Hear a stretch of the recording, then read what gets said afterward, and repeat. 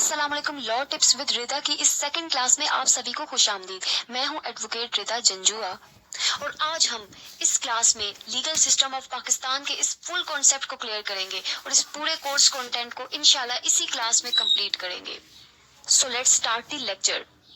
सबसे पहले हम लीगल सिस्टम की बात करेंगे। इसका मीनिंग क्या है?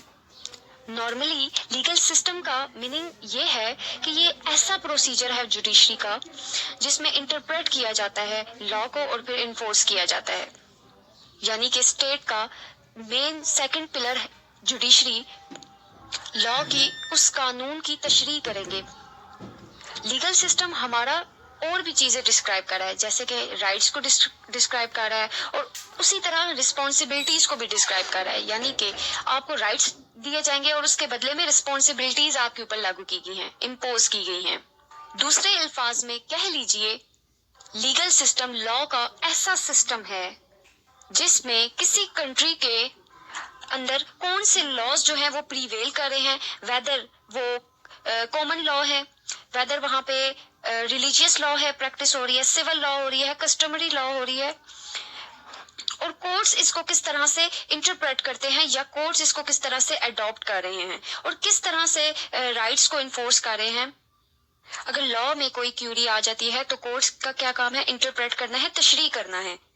तो हमारा ये सब्जेक्ट लीगल सिस्टम इस पूरे सब्जेक्ट को कवर कर रहा है और हमें लीगल सिस्टम ऑफ पाकिस्तान ये बता रहा है कि हमारे कंट्री के अंदर कौन से लॉज हैं, बनते कैसे हैं, बनाता कौन है और अदालत इसको कैसे इंटरप्रेट करती है और इन्फोर्स कैसे करवाती है। तो इन सब को भी जानने से पहले हमें इसका हिस्टोरिकल बैकग्राउंड पता होना चाहिए लीगल सिस्टम का। तो आप सबको भी पता होगा कि हमारा जो लॉ है या हमारा जो लीगल सिस्टम है वो किससे इफेक्ट हो रहा है? वो हो रहा है ब्रिटिश पीरियड से हो रहा है, यानी कि ब्रिटिश राज। बिफोर इंडिपेंडेंस यहाँ पर ब्रिटिश राज था। तो हमारा लीगल सिस्टम बेसिकली कहाँ से डिराइव्ड हो रहा है? इंग्लिश लॉ से, इंग्लिश कॉमन लॉ। और हमारा लीगल सिस्टम किसके ऊपर बेस कर रहा है? इंग्लिश कॉमन लॉ के ऊपर। मीन्स दैट हमारा 80% लॉ जो है यानी कि सब्सटेंटिव लॉ है वो डिराइव्ड कहाँ से हो रहा है? वो इंग्लिश कॉमन लॉ से डिराइव्ड हो रहा है। उसी के इफेक्ट्स को फॉलो किया जा रहा है, उसी की ही बेसिस को फॉलो किया जा रहा है। और 20% जो है हमारा सोर्स ऑफ लॉ क्या है? वो है इस्लामिक लॉ है और 80% हमारा वेस्टर्न लॉ है। लेकिन इन दोनों सोर्सेज ऑफ लॉ को भी पहले जानने से पहले हम ये जान लेते हैं कि लॉ की डेफिनेशन क्या है, लॉ है क्या। ऐसा कानून या ऐसे कानून जो किसी खास मुल्क में या उस सोसाइटी में या उस सोसाइटी के रहने वाले मेंबर्स पर ऐसे कानून इम्पोज किए जाते हैं, ऐसे ऑर्डर्स या ऐसे रूल्स ऑफ लॉ जो हैं वो इम्पोज किए जाते हैं जिनके इवज माशरे में ऑर्डर या रूल ऑफ लॉ कायम हो।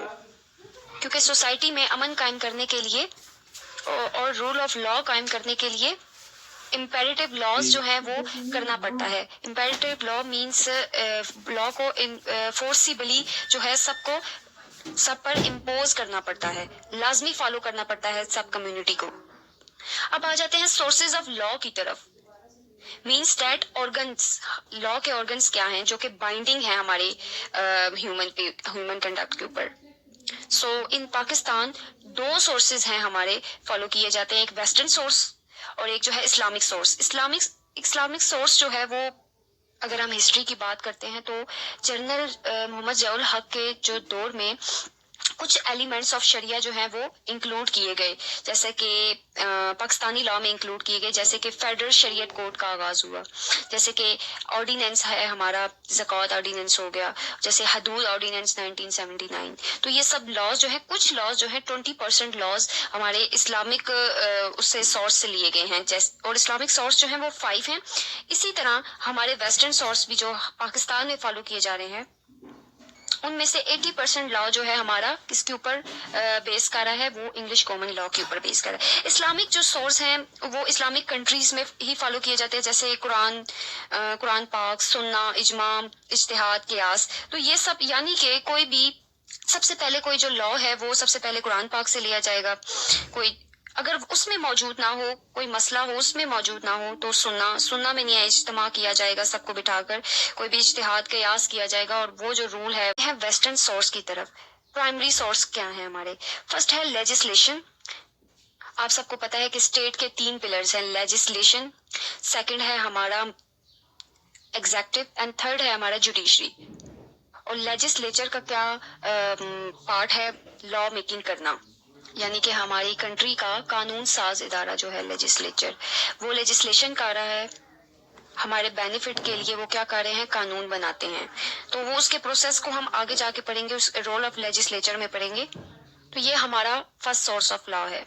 लेजिस्लेशन जो है हमारी 3 प्रोसेसेस से होके गुजरती है। सबसे पहले कानून ड्राफ्ट किया जाता है, फिर उसके ऊपर डिस्कशन होती है, फिर थोड़ी सी इम्प्लीमेंट्स लाई जाती है, फिर उसके बाद वोटिंग होती है, वो हम आगे जाके पढ़ेंगे, फिर पास होता है। और सेकंड है हमारा कस्टम्स। आपने सुना होगा कस्टमरी प्रैक्टिसेस, यानी कि उस कंट्री में जो कस्टम्स प्रैक्टिस किए जाते हैं, रिवाज क्या हैं, जैसे कि जिरगा वगैरह पहले बैठता था और उनके जो रूल्स बनाए जाते हैं वो फैसले करते हैं। होता तो वो इनफॉर्मल ही है, लेकिन वो हमारा सोर्स ऑफ लॉ है। थर्ड आ जाता है हमारा प्रेसिडेंट। प्रेसिडेंट्स ऐसे फैसले हैं, ऐसे डिसीजंस हैं जो हायर कोर्ट्स जो भी डिसीजन लेंगी, हायर कोर्ट्स यानी कि सुप्रीम कोर्ट ऑफ पाकिस्तान और high court of Pakistan, high courts जो है हमारी, वो जो भी फैसले लेंगे उनके फैसले जो हैं वो छोटी अदालतों में लॉ के तौर पर इस्तेमाल किए जाएंगे। इसीलिए इसे केस लॉ भी कहा जाता है, जो कि जजेस अपने फैसले के जरिए बनाता है। तो हायर कोर्ट्स के फैसले छोटी अदालतों के ऊपर बाउंड हैं, इट्स मीन। तो ये होगी हमारे प्रेसिडेंट्स। फिर आ जाते हैं religion other than Islam, means that बाकी माइनॉरिटीज के ऊपर जो लॉज बनते हैं वो भी हमारा सोर्स ऑफ लॉ है, जैसे कि हमारा हिंदू कास्ट सिस्टम का हो गया। फिफ्थ है हमारा कोर्ट डिसीजंस। कोर्ट डिसीजंस जो है वो हमारी लॉयर्स कोर्ट्स जो हैं, इनके छोटी अदालतें जो हैं, वो जो भी डिसीजन लेंगी तो वो उससे भी छोटी, यानी कि उसके जो सब ऑर्डिनेट कोर्ट्स जो हैं वो काम कर रही हैं, उनके ऊपर वो बाउंड है। ये उनके ऊपर बाउंड नहीं है, लेकिन उनके फैसलों की मदद से जो है वो कानून बनाया जा सकता है, यानी कि से मिलते जुलते केसेस जो होते हैं एक साथ, जो मिलते जुलते केसेस होते हैं उनके जरिए से वो क्या करते हैं, उन्हीं फैसलों के थ्रू वो कानून बना सकते हैं। भाई उस फलां केस में ये हुआ था तो वही सब फैक्ट्स हो, वही सब हो, तो वो क्या है, उसमें भी उसकी मदद से ऐसी जजमेंट जो है वो पेश कर सकते हैं। 6 है हमारा ऑर्डिनेंस और एक्ट। तो ऑर्डिनेंस और एक्ट में क्या फर्क है? एक्ट जो है ना वो लॉयर हाउस जो है, यानी कि हमारा एक तो हमारे 2 हाउसेज है ना, upper house and lower house. Lower house यानी कि नेशनल असेंबली जो है ना वो कानून बनाती है और पास करती है, जो प्रेसिडेंट पास करता है। तो ऐसा कानून फिर वो क्या है, वो एक्ट कहलाता है, जो कि सिर्फ हमारी नेशनल असेंबली बना सकती है। और ऑर्डिनेंसेस जो है हमारे 6 माह की मुद्दत के लिए, जो उसकी उस वक्त की जरूरत के तहत जो कानून बनाए जाते हैं, सिर्फ 6 माह में ताकि वो लागू इम्प्लीमेंट होते हैं, उसके बाद नहीं किए जाते। इसको हम क्विक लॉज भी कहते हैं, क्योंकि इस वक्त की जरूरत के तहत या इमरजेंसी बेसिस के ऊपर जो कानून बनाएंगे। अच्छा, इसमें ये भी एक बात है, नेशनल असेंबली बनाएगी और सेनेट, इसमें एक ये भी बात है, अगर ये इमरजेंसी बेस के ऊपर बना रहे, कोई मुल्क में जंग वगैरह छिड़ जाती है, कुछ ऐसा कोई इमरजेंसी बेस आ जाता है, तो ये बगैर प्रेसिडेंट की परमिशन से भी वो इम्प्लीमेंट हो जाता है। ये था हमारा पूरा introduction of legal. Second topic है हमारा द रोल ऑफ लेजिस्लेचर। जैसा कि हमने पहले पढ़ा था कि स्टेट के 3 पिलर्स हैं, फर्स्ट लेजिस्लेचर, सेकंड एग्जेक्टिव और थर्ड इज जुडिशरी। लेकिन हम लीगल सिस्टम ऑफ पाकिस्तान में एग्जेक्टिव को नहीं पढ़ेंगे। हमने यहाँ कवर करना है किसको, हमने करना है लेजिस्लेचर को और हमने करना है जुडिशरी को।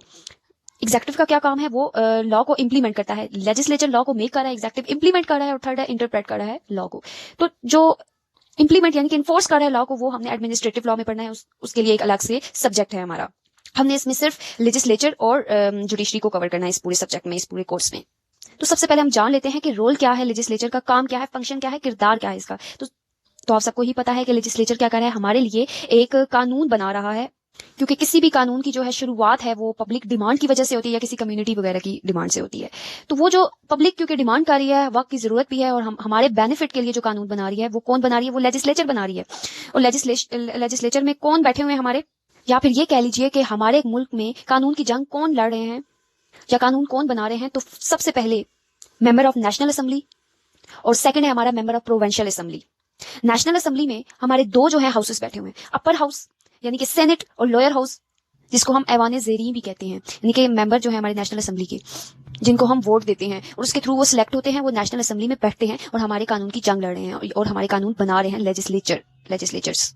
और एक और इम्पोर्टेंट बात है कि इन दोनों हाउसेस जो हैं इनका पास करना, मंजूरी करना जरूरी है। कानून को पास करना, एक तो हमने जाके प्रोसीजर पढ़ना है, तो उस प्रोसीजर को इन दोनों हाउसेस का पास करना जरूरी है। यानी कि अपर हाउस और लोअर हाउस का पास करना जरूरी है। उसके बाद वो प्रेसिडेंट के पास जाएगा और फिर प्रेसिडेंट साइन करेगा और वो कानून की शक्ल इख्तियार कर जाएगा। और सेकंड है हमारा मेंबर ऑफ प्रोविंशियल असेंबलीज। तो जो सूबे के जो कानून है वो पास कर रहा है, सूबे से रिलेटेड जो कवानीन बन रहे हैं जिनको गवर्नर पास करता है, तो उसमें वो सारी चीजें आएंगी। लेकिन मेंबर ऑफ नेशनल असेंबली जो है वो पूरे जो पूरे पाकिस्तान है ना उसके कवानीन की वो को रिप्रेजेंट कर रहा है। जबकि प्रोविंशियल असेंबलीज जो है हमारी, जैसे पंजाब प्रोविंशियल असेंबली होगी, सिंध प्रोविंशियल असेंबली होगी, बलूचिस्तान प्रोविंशियल असेंबली होगी, केपीके की होगी, तो ये सब वो अपने सूबे से रिलेटेड जो कवानीन है वो बनाएंगे, वो पास करेंगे। जबकि नेशनल असेंबली ने पूरे पाकिस्तान के कवानीन को पास करना है और बनाना है, तो इनका ये काम हो गया। अब तो हमने पढ़ लिया कि हमारे मुल्क में कानून बना कौन रहा है। अब how our law is made, या लॉ मेकिंग प्रोसेस क्या है, उसका प्रोसीजर क्या है। जैसे कि मैंने पहले बताया था कि एक लॉ की शुरुआत कैसे होती है, पब्लिक डिमांड के थ्रू होती है, किसी कम्युनिटी सेक्टर की डिमांड के थ्रू होती है। फिर उस डिमांड या उस आइडिया को एक क्या करते हैं, एक डॉक्यूमेंट की फॉर्म में लिख दिया जाता है, जिसको हम कहते हैं बिल की फॉर्म में, ठीक है। उस डॉक्यूमेंट को हम बिल कहते हैं। अब इस बिल में उस कानून या उस लॉ के बारे में क्या होती है, इन्फॉर्मेशन दी जाती है, यानी कि ड्राफ्ट किया जाता है। फिर इस बिल को पेश किया जाएगा, कहाँ पेश किया जाएगा, दोनों हाउसेस में पेश किया जाएगा। पहले एक इनमें से किसी भी एक हाउस में पेश किया जाएगा, चाहे वो अपर हाउस हो या लोअर हाउस हो। वहां से पास होकर किसके पास जाएगा, प्रेसिडेंट की मंजूरी के बाद वही बिल जो है वो क्या बन जाएगा, एक्ट की फॉर्म में बन जाएगा, वो एक्ट बन जाएगा। फिर इस एक्ट को हम इम्प्लीमेंट किसके थ्रू करवाते हैं, एग्जीक्यूटिव के थ्रू, यानी कि एग्जीक्यूटिव ऑफिसर्स के थ्रू, जो आगे जाकर ये लोग जो है इस एक्ट को क्या करते हैं, लागू करवाने के लिए पब्लिक में रूल्स और रेगुलेशंस बनाते हैं और इम्प्लीमेंट किया जाता है। बिल से एक्ट बनने का यही प्रोसीजर है। अब हम जान लेते हैं ये बिल होता क्या है। बिल जो है वो दो किस्म के होते हैं, एक पब्लिक बिल होता है और एक प्राइवेट बिल होते हैं। पब्लिक बिल को गवर्नमेंट बिल भी कहा जा सकता है, यानी कि फाइनेंस मिनिस्टर जो है वो अपना फाइनेंस बिल जो है वो कैसे पेश करेगा, और डिफेंस मिनिस्टर, मतलब अलग अलग से मिनिस्टर्स जो हैं अपने डिपार्टमेंट के बिल जो हैं वो पेश करते हैं या उसके रिलेटेड कोई कानून बनाते हैं। फिर प्राइवेट बिल की हम बात करते हैं तो ये जनरली जो है प्रेजेंटेड किया जाता है बाय ऑपोजिशन के थ्रू। जो हमारी ऑपोजिशन बैठी हुई है नेशनल असेंबली में, वो क्या करती है, वो प्राइवेट बिल्स जो है पेश करती है।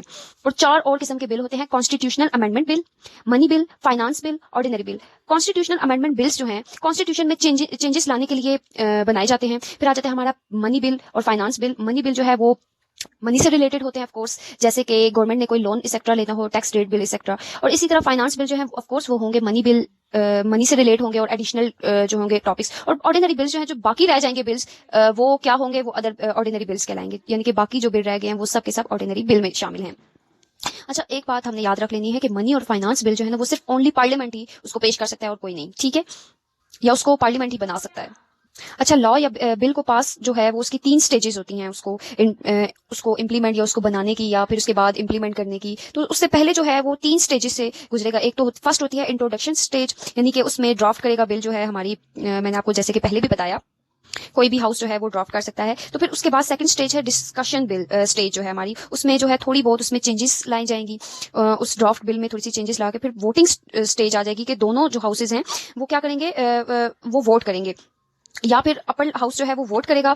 और उसमें जो अगर 2/3 से मेजोरिटी जो है वो अगर मंजूरी दे देती है तो वो जो है अगले हाउस में ट्रांसफर हो जाएगा। यानी कि फॉर इंस्टेंस ये वाला जो फर्स्ट और सेकंड थर्ड स्टेज जो है वो अगर अपर हाउस ने ये बिल बनाया है तो अगर इससे मंजूरी हो गया है तो वो लोअर हाउस में चला गया है, यानी कि नेशनल असेंबली में चला गया है। तो नेशनल असेंबली में भी पहले वो इंट्रोडक्टरी स्टेज से गुजरेगा, फिर वो डिस्कशन स्टेज से गुजरेगा, फिर वो वोटिंग स्टेज। अगर वहां से भी 2/3 मेजोरिटी उसको पास कर देती है तो उसके बाद वो प्रेसिडेंट के पास पेश होगा, प्रेसिडेंट उसको साइन करेगा और वो क्या है, वो एक्ट की शक्ल इख्तियार कर जाएगा। तो इतना ये सब जो है रोल ऑफ लेजिस्लेचर जो है यहाँ पे कवर होता है। सेकेंड टॉपिक है हमारा द रोल ऑफ लेजिस्लेचर। जैसा कि हमने पहले पढ़ा था कि स्टेट के 3 पिलर्स हैं, फर्स्ट लेजिस्लेचर, सेकंड एग्जीक्यूटिव और थर्ड इज जुडिशरी। लेकिन हम लीगल सिस्टम ऑफ पाकिस्तान में एग्जीक्यूटिव को नहीं पढ़ेंगे। हमने यहाँ कवर करना है किसको, हमने करना है लेजिस्लेचर को और हमने करना है जुडिशरी को। एग्जीक्यूटिव का थर्ड टॉपिक है हमारा कोर्ट सिस्टम ऑफ पाकिस्तान। हमारे मुल्क में कोर्ट्स का क्या सिस्टम है। तो 4 किस्म के, जो 4 किस्म के केसेस है ना हमारी कोर्ट्स वो डील कर रही है। फर्स्ट सिविल कोर्ट्स, सिविल के मैटर्स को डील कर रही है। सेकंड क्रिमिनल कोर्ट्स, जो क्राइम से रिलेटेड मैटर्स को डील कर रही है। फिर आ जाती है हमारी कॉन्स्टिट्यूशनल कोर्ट्स। ये कोर्ट्स हमारे मुल्क में कॉन्स्टिट्यूशनल लॉ के जो कानून हैं उससे रिलेटेड जो कवानीन बनाए जाते हैं उसकी क्या करती हैं, तशरीह करती हैं, उसको इंटरप्रेट करती हैं और हमें आईनी हक जो है वो दिलाती हैं, या हमारे राइट्स, आईनी जो हमें राइट्स दिए गए हैं उसको उससे रिलेटेड काम कर रही हैं। फोर्थ है हमारी स्पेशल कोर्ट्स। स्पेशल कोर्ट्स या स्पेशल ट्राइब्यूनल्स भी इनको कह लेते हैं। ये हमारे कंट्री में उन अफराद के केसेस को डील करते हैं जो जो पर्सन एडमिनिस्ट्रेटिव पर्सन होगा या सरकारी मुलाजिम होगा, उससे रिलेटेड जितने भी केसेस होंगे उसको कौन डील कर रहा है? हमारी ट्राइब्यूनल डील कर रही है। जैसे कि एडमिनिस्ट्रेटिव कोर्ट्स होगी और ट्राइब्यूनल्स होंगी, तो उनमें उनको हम स्पेशल कोर्ट्स भी कहते हैं। तो जितने भी सरकारी मुलाजमीन हैं, और सिर्फ उससे ही उसके पर्सनल मैटर्स नहीं, जो उसकी जॉब से रिलेटेड जितने भी उसके जो केसेस होंगे वो स्पेशल कोर्ट्स में होंगे। वो उसके लिए सिविल या क्रिमिनल कोर्ट में वो नहीं जाएंगे, उसकी स्पेशल कोर्ट्स हैं। सिर्फ उसकी जॉब से रिलेटेड जो होंगे, उसके सरकार से रिलेटेड जो होगी। अब हम हेयरकी ऑफ कोर्ट्स पढ़ लेते हैं, कोर्ट्स की हेयरकी पढ़ लेते हैं कि पहली कौन सी कोर्ट होगी, उससे सब ऑर्डिनेट कितनी कोर्ट्स है, क्या कर रही हैं, क्या इनमें मैटर्स हैं, एक्सेट्रा। तो अभी हम स्टार्ट करते हैं हेयरकी ऑफ कोर्ट्स।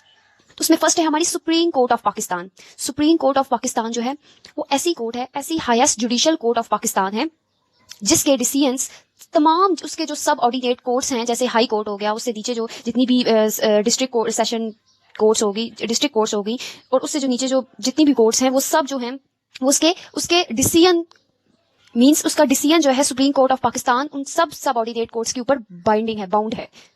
वो फॉलो करेंगे उसके डिसीजन को, उसके फाइनल डिसीजन को। सबसे पहले मैटर कहाँ जाता है? वो छोटी अदालत से होकर फिर छोटी अदालत से लेकर फिर जाता है हाई कोर्ट। हाई कोर्ट से अगर वो उससे भी वो सेटिस्फाइड नहीं है तो वो सुप्रीम कोर्ट में जाता है। सुप्रीम कोर्ट का जो डिसीजन होगा वो सब पे बाइंडिंग होगा।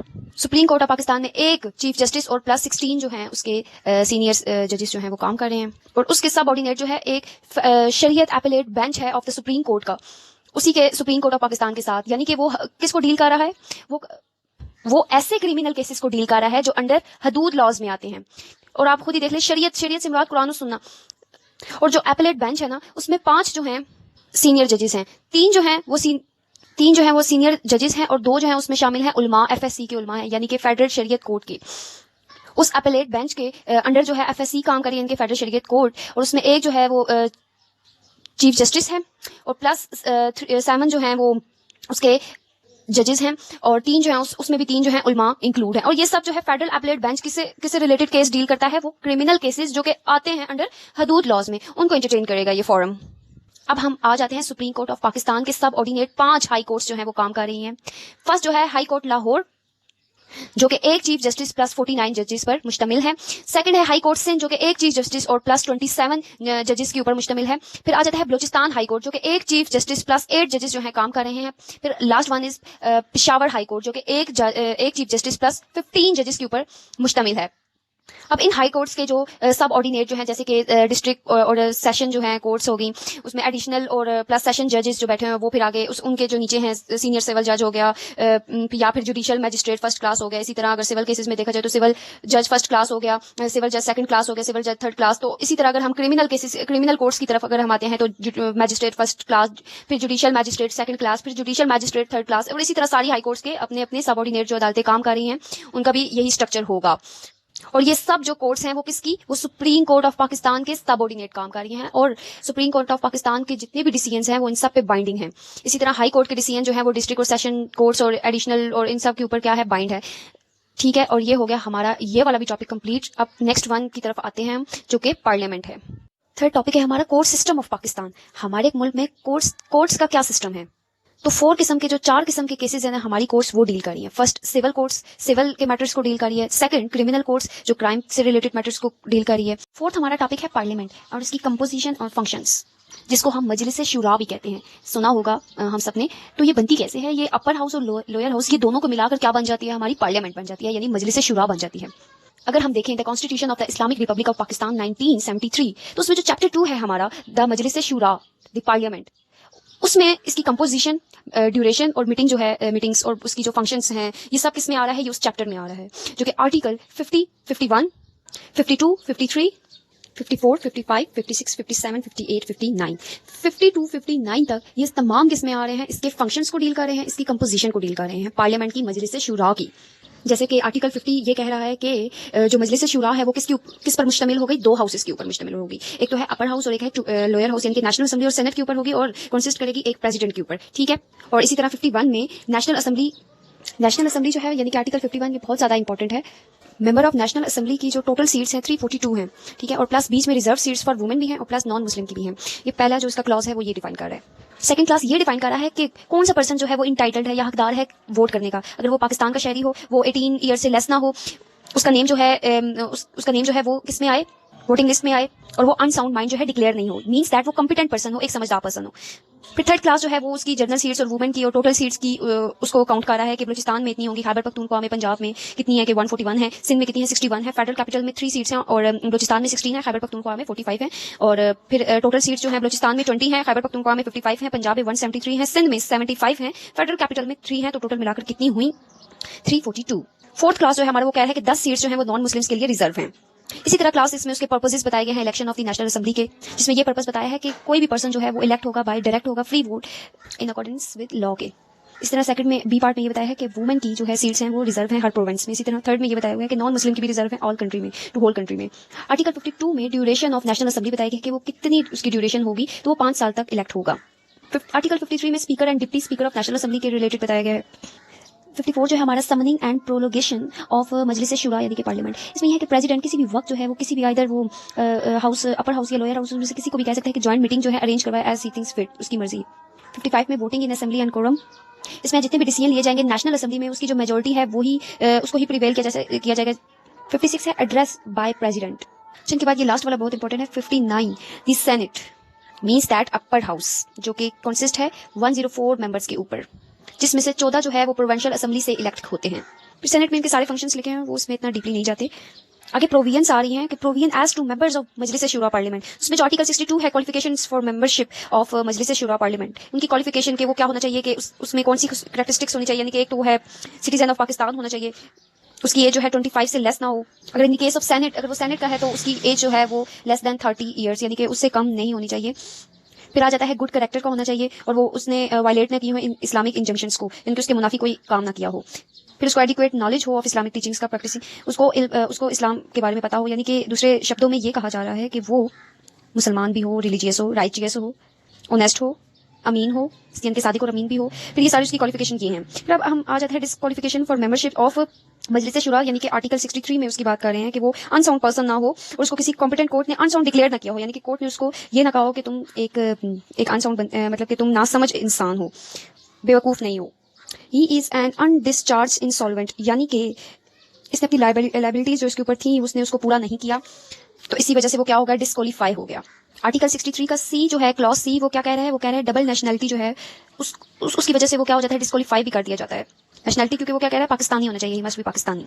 फिर क्लॉज ई में क्या कहा जा रहा है, कहा जा रहा है कि ऐसी किसी भी बॉडी में हिस्सा ना लिया हो, मींस दैट सरमायाकारी ना की हो, ऐसी सरमायाकारी ना की हो जिसने पाकिस्तान की इकोनॉमी जो है उसको नुकसान पहुंचाया हो, मींस दैट उसने ऐसी सरमायाकारी की जिसकी वजह से क्या हुआ, पाकिस्तान की इकोनॉमी को बहुत नुकसान पहुंचा। अगर उसने ये सब किया तो वो क्या हो गया, डिस्क्वालीफाई हो गया। और इसमें क्लॉज जी जो है वो भी इंपॉर्टेंट है कि तौहीन अदालत ना करे, अगर उसने तौहीन अदालत की तो फिर क्या होगा, फिर उसको डिस्क्वालीफाई किया जाएगा, बट 5 साल के लिए किया जाएगा, उससे ज्यादा नहीं, सॉरी 2 साल के लिए उसको डिस्क्वालीफाई किया, अगले इलेक्शन में वो पार्ट ले सकता है। जैसे उस केस में हुआ था सैयद यूसुफ रजा गिलानी ने तौहीन अदालत के केस में उसको डिस्क्वालीफाई कर दिया था, जज ने उसको डिस्क्वालीफाई कर दिया था क्योंकि बिकॉज ऑफ तौहीन अदालत। So he can become the eligible हो जाएगा वो फॉर किसके लिए, 5 सालों के लिए, ओनली 5 सालों के लिए, सॉरी 2 साल के लिए नहीं, 5 सालों के लिए। बाकी ये आर्टिकल 63 पढ़ लीजिएगा, ये बहुत इंपॉर्टेंट है, इसमें डिस्क्वालिफिकेशंस लिखे हुए मैं बस इंपॉर्टेंट थे थोड़ी बहुत, तो वो मैंने डिस्कस कर ली जिससे आपके कॉन्सेप्ट्स और मेरे कॉन्सेप्ट्स क्लियर हों। फिर इसके बाद प्रोसीजर जनरली आ जाएगा, लेजिस्लेटिव प्रोसीजर आ जाता है पार्लियामेंट का, तो वो आप सब पहले डिस्कस कर चुके हैं। हम बिल वगैरह कैसे पास होता है, इंट्रोडक्शन, तो ये सब हम पहले ही डिस्कस कर चुके हैं किसमें, रोल ऑफ लेजिस्लेशन में। तो ये भी हुआ हमारा टॉपिक कवर। फोर्थ हमारा टॉपिक है पार्लियामेंट और उसकी कंपोजिशन और फंक्शंस, जिसको हम मजलिस शुरा भी कहते हैं, सुना होगा हम सबने। तो ये बनती कैसे है, ये अपर हाउस और लोअर हाउस ये दोनों को मिलाकर क्या बन जाती है, हमारी पार्लियामेंट बन जाती है, यानी मजलिस शुरा बन जाती है। अगर हम देखें the constitution of the Islamic republic of Pakistan 1973, तो उसमें जो नेक्स्ट टॉपिक है हमारा सिविल प्रोसीजर और criminal procedure. Civil procedure word से आपको पता चला है कि इसमें सिविल मैटर से रिलेटेड केसेस डील किए जाएंगे, उनके लिए जो कि हम पहले भी पढ़ चुके हैं कि सिविल मैटर्स के लिए सिविल कोर्ट्स अवेलेबल हैं, इसी तरह क्रिमिनल मैटर्स के लिए क्रिमिनल कोर्ट्स अवेलेबल हैं। तो सबसे पहले हम सिविल का जो है वो प्रोसीजर पढ़ लेते हैं कि उसमें दीवानी मुकदमात के कौन से मराहिल हैं, या दीवानी मुकदमात के कौन सी स्टेजेस हैं, या फिर स्टेजेस ऑफ सिविल प्रोसीजर। तो ये सब जो जितने भी मराहिल हैं, जितने भी स्टेजेस हैं, या जितना भी प्रोसीजर है, ये सब अवेलेबल है सिविल कोड ऑफ प्रोसीजर 1908। उसमें पूरा प्रोसीजर हमें बताया गया कि किस तरह से केस फाइल होगा, जैसे कि फाइलिंग ऑफ द केस उसमें डिटेल से बताया हुआ पूरा प्रोसीजर कि आपने सबसे पहला स्टेप अगर किसी ने केस करना है, रिलेटेड प्रॉपर्टी मैटर हो गया या रिलेटेड कोई विरासती या कोई ऐसा कोई इशू जो कि प्राइवेट इशू हो, उससे रिलेटेड सबसे पहले क्या होगा, फाइलिंग करेगा। जो इसमें 2 पार्टीज होती है, एक प्लेंटिफ होता है, एक डिफेंडेंट होगा। उसमें सारा प्रोसीजर शामिल है, जिसमें प्लेंटिफ जो है वो फाइलिंग करेगा केस थ्रू, प्लेंट के थ्रू, यानी कि आपने वर्ड सुना हुआ होगा दावा, तो जो दावा है ना वो करेगा प्लेंटिफ करेगा। फिर फिर सेकंड स्टेज ये होगी कि समन किए जाएंगे डिफेंडेंट को, कि आपने नोटिस, यहाँ पे नोटिस जारी किया जाएगा डिफेंडेंट को कि आपने कोर्ट में आना है। अगर वो कोर्ट में नहीं आता है तो क्या होगा, एक्स पार्टी डिसीजन हो जाएगा, यानी कि किसके हक में फैसला हो जाएगा, प्लेंटिफ के हक में फैसला हो जाएगा। लेकिन अगर वो कोर्ट में डिफेंडेंट अपीयर्स द कोर्ट, तो वो क्या करेगा, उसके लिए उसका स्टेज क्या है, उसका प्रोसेस ये है कि वो रिटन स्टेटमेंट जो है वो फाइल करेगा, वो लिखेगा, यानी कि फाइलिंग ऑफ रिटन स्टेटमेंट। तो ये सब अवेलेबल है हमारे पास कोड ऑफ सिविल प्रोसीजर 1908 में। फिर फ्रेमिंग ऑफ इश्यूज होंगे, जो कि आर्डर 14 में हमारे फ्रेमिंग ऑफ इश्यूज से रिलेटेड है, कि कोर्ट जो है वो बोन ऑफ कंटेंशन देखेगी कि इनमें असल में ये दोनों पार्टी किस चीज के ऊपर मुतफिक नहीं है, तो वो इस कोर्ट जो है वो क्या करेगी, वो फ्रेम करेगी, इश्यूज फ्रेम करेगी। फिर एविडेंस है ऑफ प्लेंटिफ एविडेंस, इससे रिलेटेड कोई उसमें सारे रूल्स लिखे हुए हैं। फिर फाइनल आर्गुमेंट्स होंगे ऑफ डिफेंडेंट्स के से रिलेटेड। फिर जजमेंट जो है वो प्रोनाउंस की जाएगी, उससे अगला लास्ट वन इज डिग्री जो है वो हो जाएगी डिसीजन, मींस के कोर्ट फैसला सुना देगी, केस जो है वो डिग्री हो जाएगा, किसी एक के हक में फैसला हो जाएगा। फिर हम आ जाते हैं क्रिमिनल प्रोसीजर की तरफ। सिविल प्रोसीजर में तो ये था कि प्लेंट और रिटन स्टेटमेंट थी, लेकिन ये कैसे प्रोसीजर स्टार्ट होगा, सबसे पहले ये जो प्रोसीजर है सारा ये कहाँ पे रिकमेंडेड है, ये है क्रिमिनल कोड ऑफ प्रोसीजर 1898 में। Okay, criminal code of procedure में ये होता है कि जब कोई पब्लिक रॉन्ग कमिट होता है या जब कोई क्राइम कमिट होता है, तो उससे पहले जिस विक्टिम के ऊपर होता है, फॉर इंस्टेंस अगर उस चोरी हो गया है या फिर कोई मर्डर हो गया है विक्टिम का, तो उसके जो घर वाले हैं पहला स्टेप क्या उठाएंगे, वो जाएंगे पुलिस स्टेशन और FIR जो है वो कटवाएंगे, यानी कि फर्स्ट इन्वेस्टिगेशन रिपोर्ट। ये जो है ये पहला इसका प्रोसीजर का पहला पार्ट है कि 154 CRPC में ये पूरा उसका प्रोसीजर दिया गया है फर्स्ट इन्वेस्टिगेशन रिपोर्ट के बारे में। फिर उसके बाद क्या होता है, इन्वेस्टिगेशन स्टेज आती है, मींस दैट कलेक्शन होती है ऑफ एविडेंसेस की, और पुलिस के पास ये भी पावर है कि वो अरेस्ट कर सकती है और कैन कॉल कर सकती है विटनेसेस को। तो ये सब जो है ये मैं एक बार भी बताती चलूं कि क्रिमिनल कोड ऑफ प्रोसीजर में सब प्रोसीजर बयान किया हुआ है। अगर कॉन्सिबल ऑफेंस है तो वो विदाउट वारंट जो है पुलिस उसको उस पर्सन को एक्यूज्ड को गिरफ्तार कर सकती है सेक्शन जो है 156 के तहत। अगर नॉन कॉन्सिबल ऑफेंस है तो विद वारंट करेगी 154 CRPC के तहत। अब कॉन्सिबल ऑफेंस ऐसा ऑफेंस होता है जिसमें काबिले दस्तंदाज पुलिस, यानी कि पुलिस विदाउट वारंट जो है वो एक्यूज को अरेस्ट करेगी, क्योंकि उसने जुर्म जो है वो बड़ा किया होगा, और ये 154 CRPC में इसका पूरा प्रोसीजर बताया हुआ है। जैसे कि उसने फॉर इंस्टेंस मर्डर किया है, या अगर वो इश्तिहारी मुजरिम है, या फिर उसने डाका मारा है या चोरी की है, या ऐसा कोई वो भाग रहा है, ऐसी सिचुएशन वाला जो कि नॉन बेलेबल ऑफेंसेस होते हैं वो। सो अगला स्टेप आता है कि पुलिस जो है जब अरेस्ट करती है कलेक्शन ऑफ एविडेंसेस के बाद, अगर वो एक्यूज को अरेस्ट करी है तो वो 24 घंटे के अंदर वो क्या करेगी, मैजिस्ट्रेट के पास क्या उसको 24 घंटे के अंदर पेश करेगी उस एक्यूज को। अगर मैजिस्ट्रेट अलाउ कर देता है कि एक्यूज को उसी पुलिस स्टेशन में रखा जाए और 15 डेज का रिमांड की परमिशन दे देता है, तो पुलिस जो है वो 15 डेज का रिमांड लेती है। अगर ऑफेंस जो है वो नॉन बेलेबल होता है तो उसको शिफ्ट कर दिया जाता है एक्यूज को जेल में, तो ये क्या कहलाएगा, ये जुडिशियल रिमांड कहलाता है। फिर उसके बाद जो है पुलिस रिपोर्ट यानी कि चालान 173 CRPC के तहत देती है, इनकी पुलिस रिपोर्ट पेश करती है। अगर इन्वेस्टिगेशन कंप्लीट हो गई है तो वो क्या सबमिट करवाएगी, वो जो रिपोर्ट होगी या वो चालान होगा वो सबमिट करवाएगी पुलिस जो है ऑफिसर, वो किसको सबमिट करवाएगा, मैजिस्ट्रेट को करवाएगा। फिर उसके बाद या तो वो जो एक्यूज्ड है वो कन्फेशन कर लेगा या अगर डिनाई कर देता है तो ट्रायल चलेगा, एविडेंसेस और ये सारा जो फिर फाइनल आर्गुमेंट्स, जजमेंट, अगर वो उस जजमेंट से मुतफिक नहीं है तो वो जो एक्यूज्ड है वो कन्विक्टर जो है वो अपील करेगा अगेंस्ट कन्विक्शन के। सो ये सब प्रोसेस जो है ये कोड ऑफ क्रिमिनल प्रोसीजर में ऑलरेडी बताया गया है। लास्ट वन हमारा है इंटरप्रिटेशन ऑफ स्टैट्यूट, जो कि हम लॉ के जो स्टूडेंट्स हैं वो सेकंड लॉ सेमेस्टर में पढ़ाया जाता है हमें। इंटरप्रिटेशन ऑफ स्टैट्यूट का मतलब ये है कि अंडरस्टैंड करना है स्टैट्यूट को। इस सब्जेक्ट को पढ़ने के बाद हम लॉयर्स जो हैं वो स्टैट्यूट को अंडरस्टैंड करने के काबिल हो जाते हैं। तो वो सारा जो है सेकंड लास्ट सेमेस्टर में ये सब पढ़ाया जाता है। इसके जनरल रूल्स में शामिल है literal rule, mischief rule, golden rule.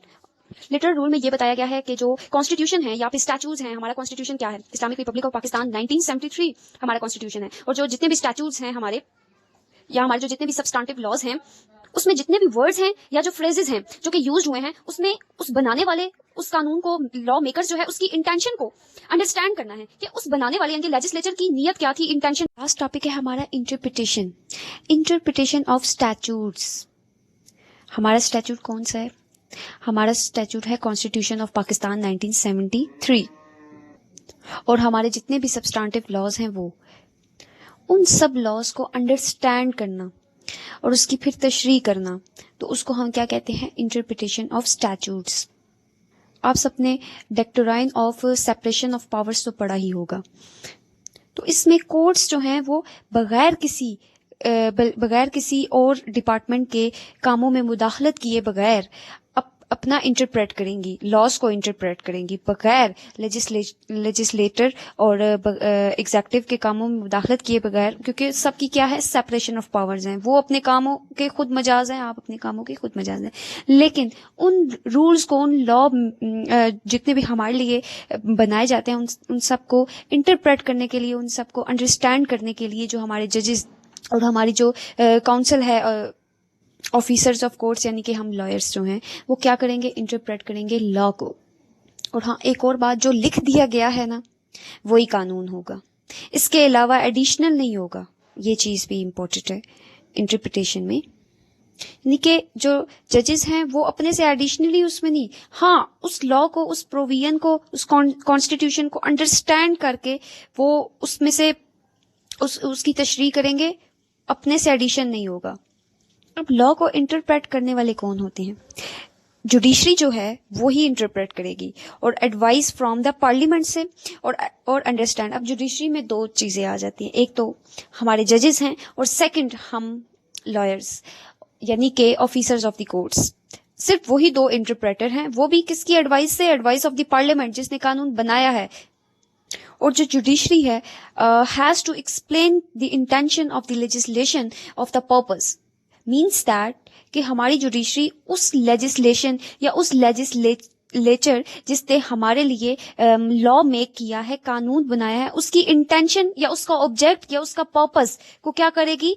Explain करेगी कि इस लॉ को बनाने का ये मकसद था, इस लॉ को बनाने की ये इंटेंशन थी, ताकि उस लॉ को या उस पर्पस को कोई भी अपने मकसद के लिए गलत इस्तेमाल ना करे उसका, ठीक है, और नाजायज इस्तेमाल ना किया जाए उसका। इसलिए वो उसको क्या करेगी? एक्सप्लेन करेगी। हमारी जुडिशरी का ये पार्ट है। बाज औकात जो है हमारी जो जुडिशरी है, यानी कि जो कि इंटरप्रेट कर रहे हैं हमारे स्टैट्यूट्स को, समटाइम्स वो क्या करते हैं? They give advice to parliament. वो पार्लियामेंट को एडवाइस भी करते हैं कि आपने इस किस्म के कानून में इतनी इम्प्लीमेंट्स करनी है, ये कानून में ये कैसे बनाना है, किस तरह, वो उसको ये भी बताते हैं। अगर उस कॉन्स्टिट्यूशन का या उस प्रोविजन का कोई प्लेन मीनिंग है, सीधा है, ग्रामेटिकल बताया गया है और पढ़ने में भी आसानी हो रही है, कोई दिक्कत नहीं हो रही, तो उसको उसी सेंस में लिया जाएगा, उसको अलग से इंटरप्रेट नहीं किया जाएगा। तो इसको हम कहते हैं लिटरल रूल, ठीक है।